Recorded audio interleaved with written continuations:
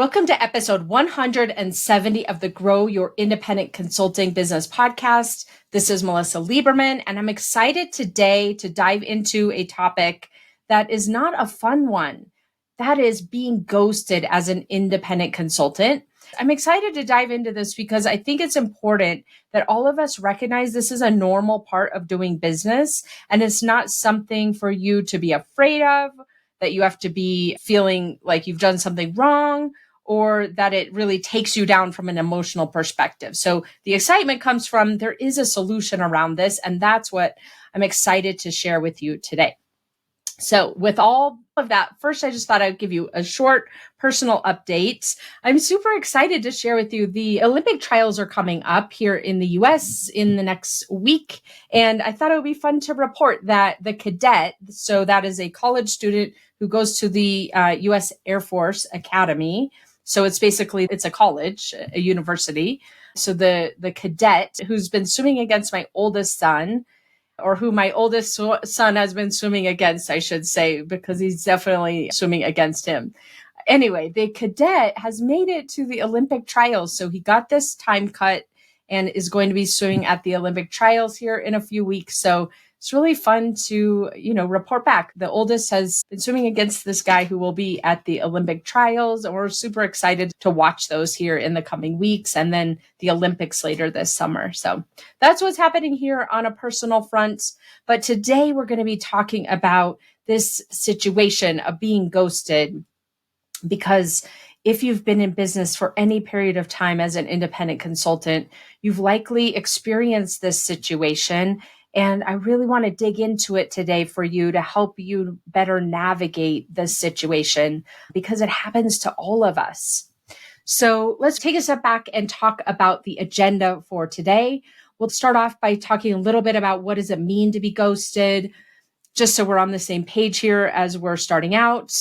And I'll share a story with you that you may relate to. Then we'll talk about what are the causes of being ghosted, 3 ways to handle being ghosted when you are, how to prevent it, and then we'll wrap up the episode with next steps to put it into action. So that's our focus. Before we dive in, a companion resource that goes with this episode is the book, Grow Your Consulting Business, the 14-step roadmap to make your independent consulting goals a reality. And in chapter 9, it focuses specifically on lead generation and your lead generation system to uncover high quality opportunities, which is really the main piece here between lead generation and sales, where ghosting most commonly happens. So go check that out. There's also a really powerful chapter on mindset, and that's part of this equation as well. So if you haven't yet downloaded the book, you can go find it at consultingbusinessbook.com. We'll put the link to that in the show notes, and you can go download the book in PDF form for free, or you can go grab it on Amazon in printed copy, which looks like this. It's a manual. It's exciting. Something you can go back to time and time again. Okay, so with that, let's now dive into this topic today of being ghosted. So what does that mean to be ghosted? I'm sure you know what this means, but just in case you don't, I just want to paint the picture here. You've had a great meeting with someone who's a potential client. They seem really on board with what's going on. You both agree on what the next step would be, which may entail you sending an email and a proposal, even scheduling a meeting. And you send all of those agreed follow-ups, and then you never hear back. And you wonder, what's the appropriate amount of time to wait until I check in again? And there's all this back and forth in your mind about what to do next. And you send another, follow-on email, and you still don't hear anything from the person. And you just start wondering, what has gone wrong? What have you done wrong? The other scenario that happens so often is that you have a potential client who says they've got some urgent need. This one's so fascinating to me, because it happens so often where you've got this consulting client who's telling you they've got an emergency. It's got to be fixed. Do you have availability to help them? They're asking you all of the questions that indicate that they need help. They want your help. They just need to kind of cross the T's and dot the I's, and then you're ready to get going. And so you pivot, you kind of put things on the back burner to respond to them. You kind of jump through hoops to get things over to them more quickly than maybe you normally would. You may even agree verbally to all of the logistics and the pricing and everything. And then you send over a written proposal and the next steps, and may even schedule a meeting to kick off, and then you never hear back from them.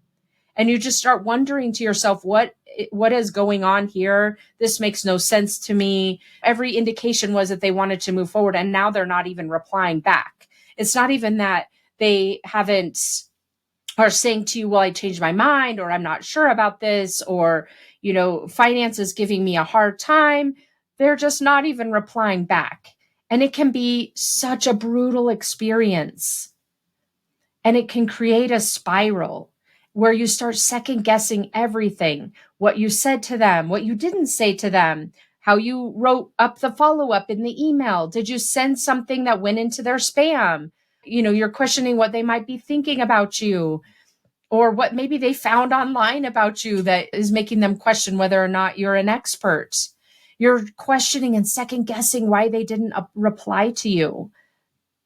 And wondering, even, I've seen this where it kind of balloons out.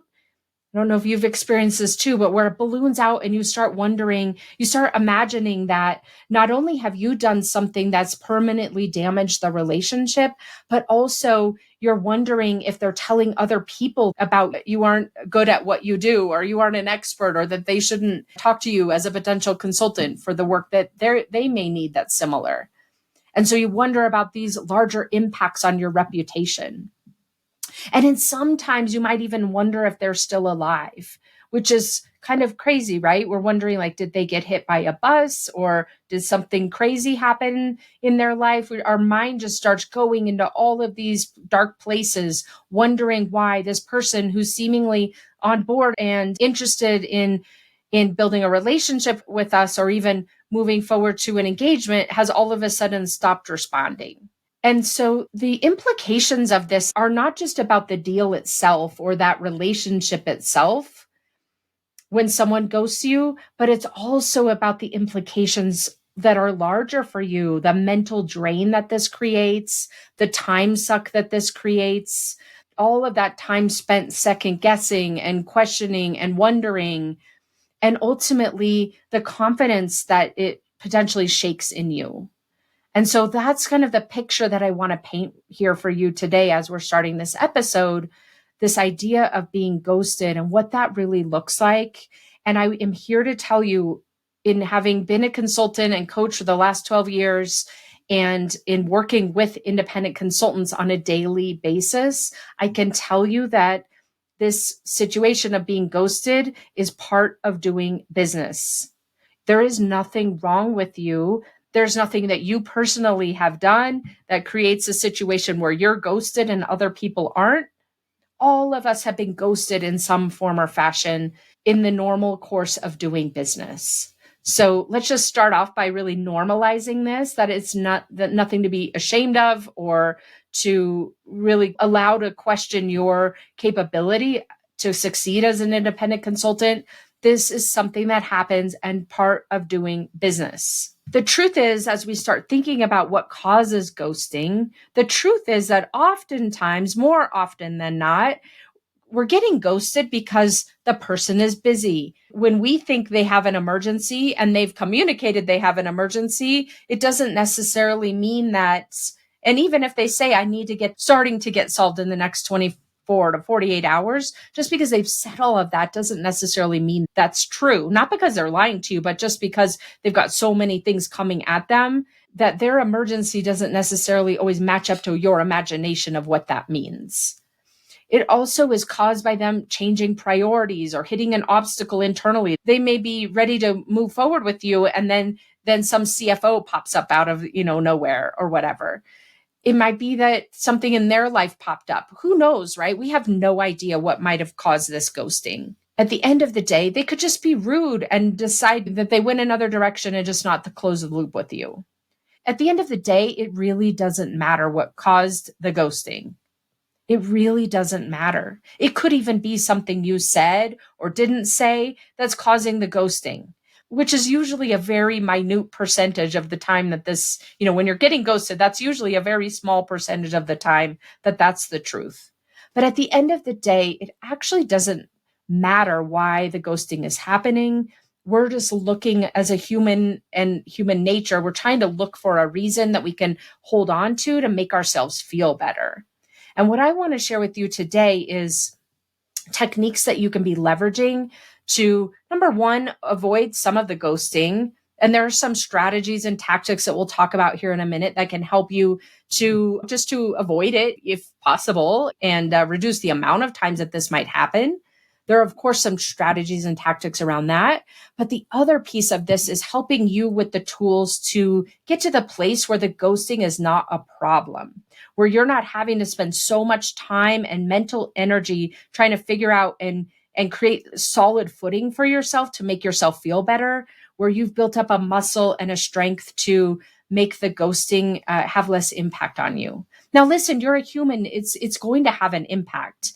But what I want to share with you today are the tools to help you to get to the place where the impact is really so much more minor for you in your business. All right.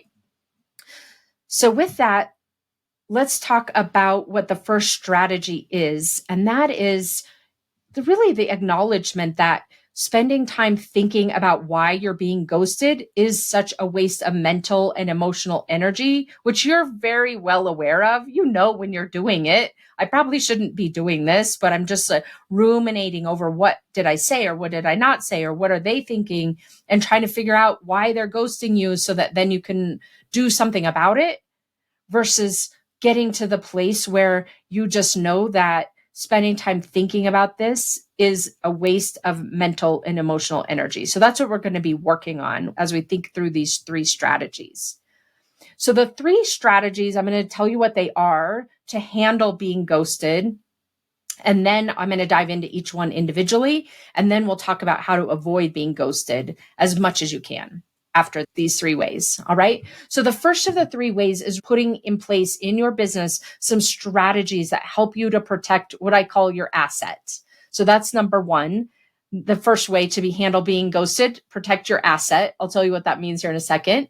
The second is exploring how it's not true, that you're actually making it up, that you're not even being ghosted at all, which happens very frequently.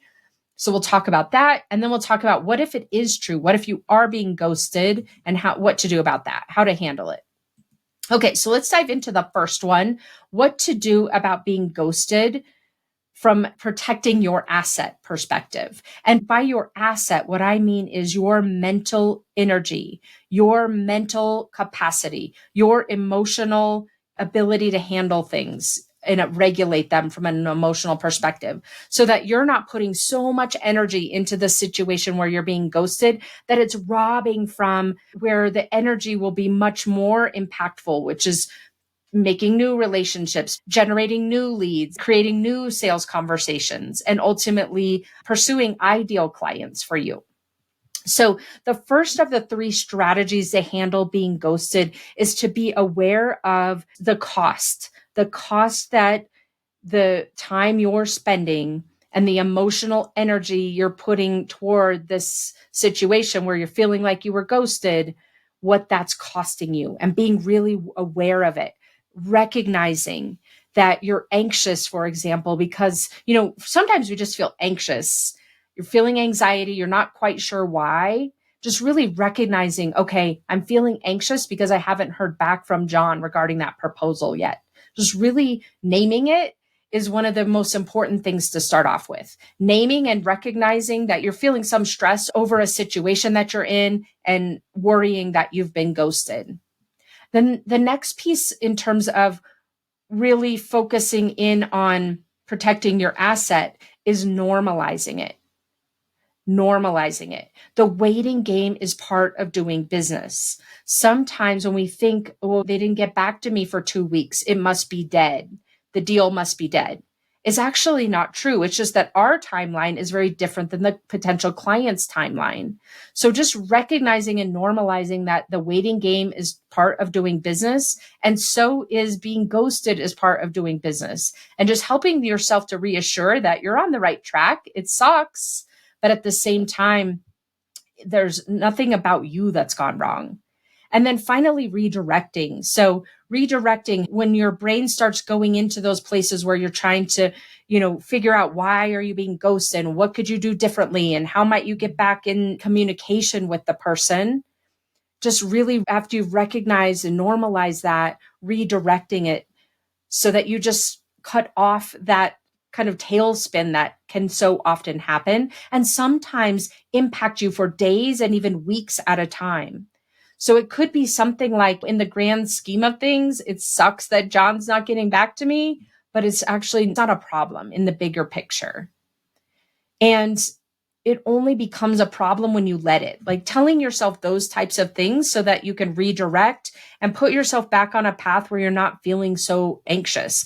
But it requires purpose and intention. It doesn't just go away on its own. The feelings that are created when you're thinking you're being ghosted, you've got to really purposefully recognize and normalize and redirect so that then you can shorten the amount of time that this situation is impacting you. It's kind of like a toddler. Think about a toddler and they become really enamored by a toy or something. Let's say, I'm trying to think of an example when my kids were younger and my youngest had this like a toy piano. It was so annoying. The sound of it is like so annoying. And I would try to hide it from him and he would just always find it. And I would hear the thing being played. It's kind of like this, where you try to put it aside that you've been ghosted, but your mind just keeps coming back to it. Your mind just keeps coming back to it like that toddler who keeps finding this toy that creates this terrible noise. But the same way you would with a toddler, you're redirecting them. You're showing them a toy that is, that doesn't make any noise and redirecting them over to focus on that. You want to do this. Think about your mind like that toddler where it's not a problem that they're going back to the toy, or in your example, it's not a problem that your mind is going back to questioning this ghosting situation, but you want to redirect it as quickly as possible so that you're not wasting a lot of mental energy on trying to figure out what's happening or not happening, or why what's happening is happening or not happening. All of that mental energy and overhead. So the first component here, ways of handling ghosting, is, you won't be surprised if you've listened to this podcast episode very often, it's all on the mental side first, for you to focus on building a practice that helps you to protect your asset, which is your mind and your energy and your emotional state. So that's the first step of handling being ghosted. Now let's talk about the second step.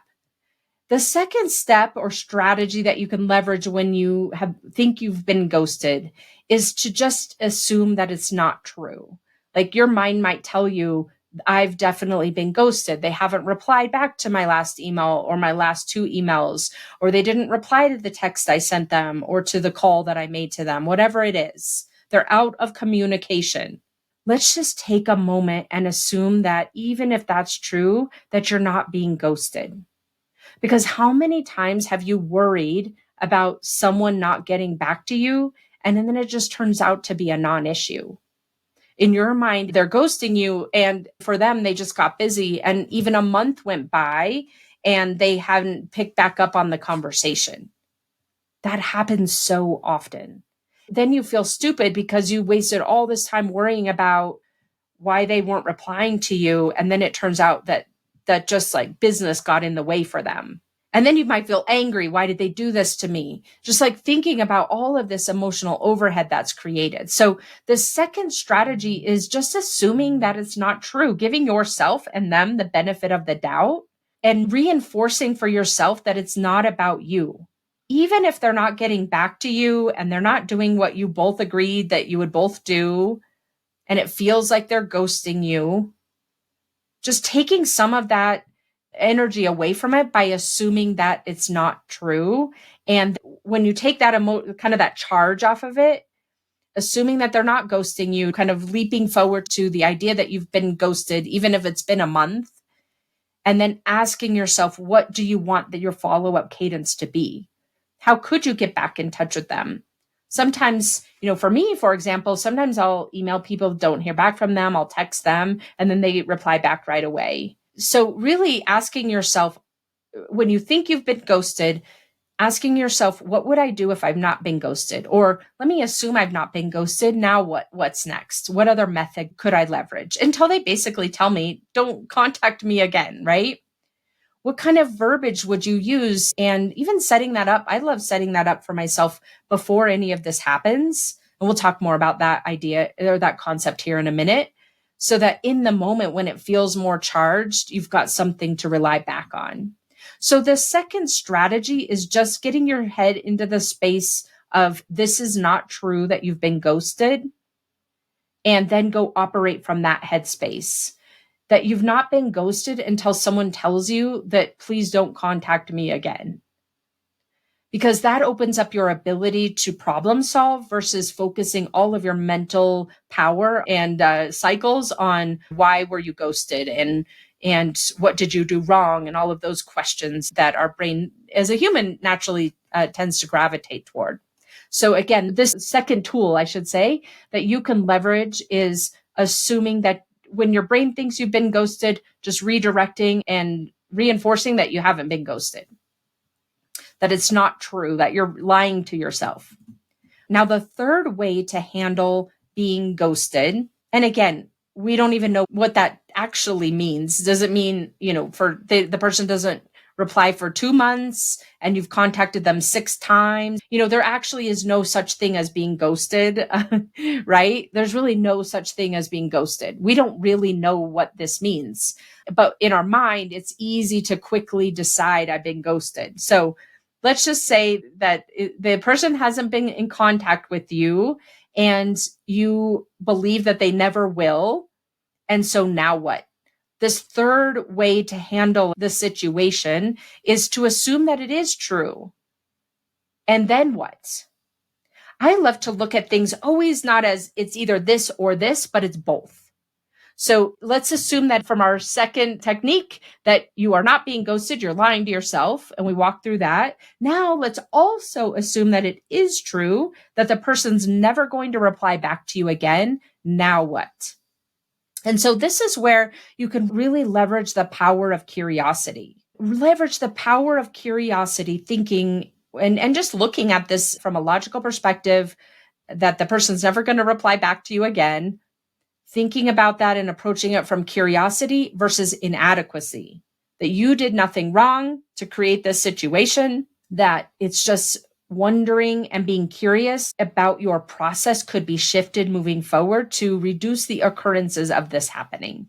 That's the question you want to be asking yourself. What could I be doing in the future to reduce the occurrences of this happening? Not because something's wrong with you, but it's about your process and not about you. So if it's about your process and not about you, then what would you shift moving forward? So let me give you some examples. You might come to the conclusion that when looking back at a situation where someone's no longer replying to you, you might realize if you just look at yourself in the mirror from a place of curiosity instead of inadequacy, that you almost handled the situation from an entitled mentality or energy. Like they owe me something because I spent so much time working on this proposal, or they owe me something because we've had so many meetings, or they owe me something because they told me they were going to do X, Y, or Z. And so perhaps you came at whatever that follow-up was that they haven't replied to from more of an entitled energy or mentality. How could you shift that? Or, for example, if you come at this from curiosity versus inadequacy, ask yourself, what could you come up with in the future to prevent this from moving forward? Such as asking them just this open-ended question, do you have any concerns?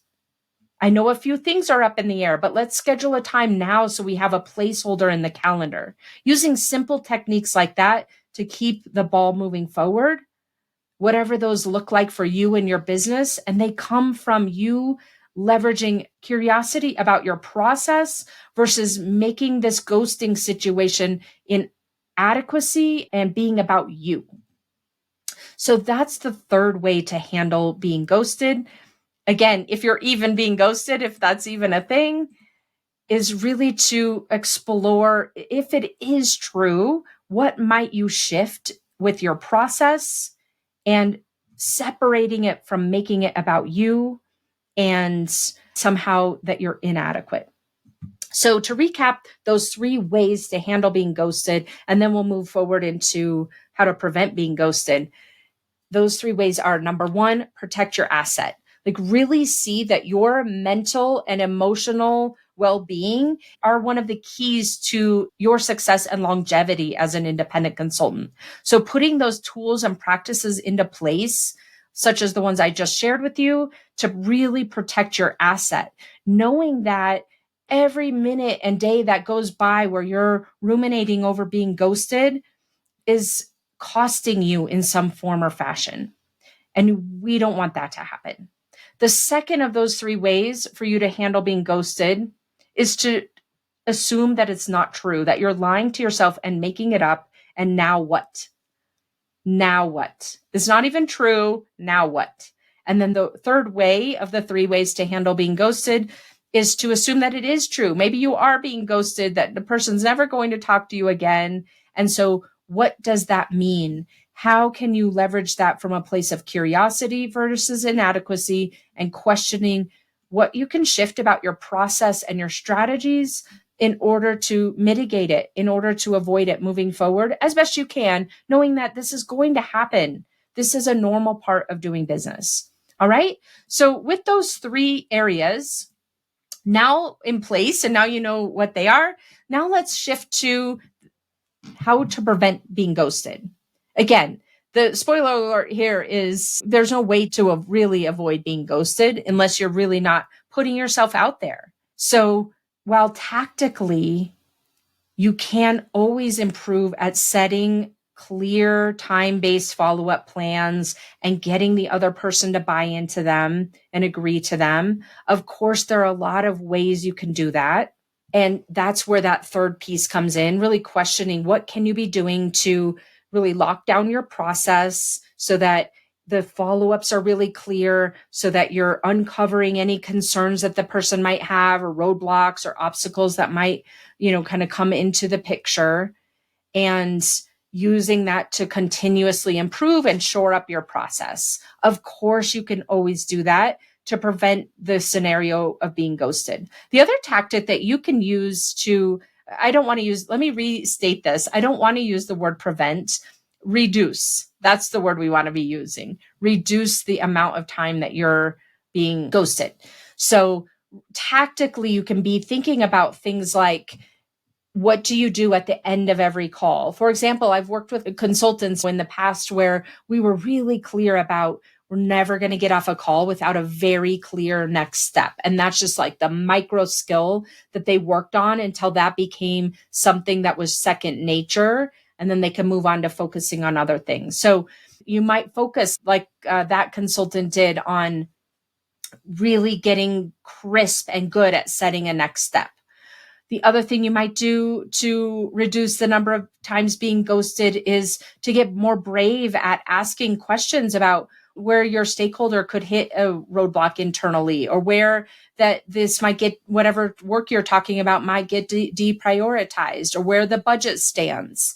Like, getting more brave and courageous about asking those types of questions can also help you to reduce the number of times. The other way to reduce the number of times is talking with the person. Hey, listen, let's talk about next steps. Let's say you're talking with a potential client you're toward the end of a call and you're working on setting up the next set of calls. Hey, listen, we agreed I'm going to do X and Y. You agreed you're going to do Z. What do we do if for some reason we miss the deadline, or I don't hear back from you? Is it okay to send you a text? Like, that can be a very simple way just to get their permission, so that you don't have to be questioning and wondering, oh, should I send a text, or is that too kind of invasive? You just have those agreements established up front.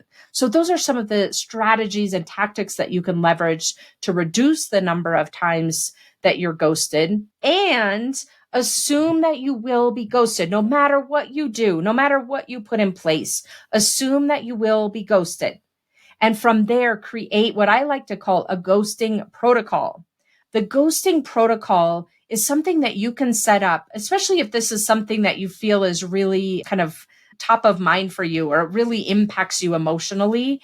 What you can do from a ghosting protocol perspective is when you're not in the middle of a ghosting situation or a perceived ghosting situation, when your emotional state is really confident or not charged in some way, write down your ghosting protocol.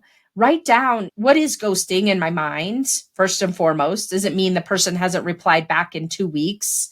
What does that mean? What does it mean to you to be ghosted? And then in that moment, how do you want to think? How do you want to feel? How do you want to leverage those strategies, those 3 ways of dealing with it that I just shared with you? What is your cadence that you will continue to connect with the person even when they're not replying to you? What does the time box look like for you? Like just really building out a scenario for you about how you're going to handle the situation when someone doesn't reply back to you in some period of time that you think is, in the window of when they should be replying. Create a ghosting protocol for yourself and then implement those mental tools that we were talking about earlier. The recognizing, the normalizing, the redirecting, so that you can shorten the amount of time. Listen, you're a human. And I'll share with you, I had a situation a couple of weeks ago where I felt like I was being ghosted. It ended up not being true, but for probably a week, I noticed that I was feeling off my game just emotionally. And it was because I was worried that I had been ghosted.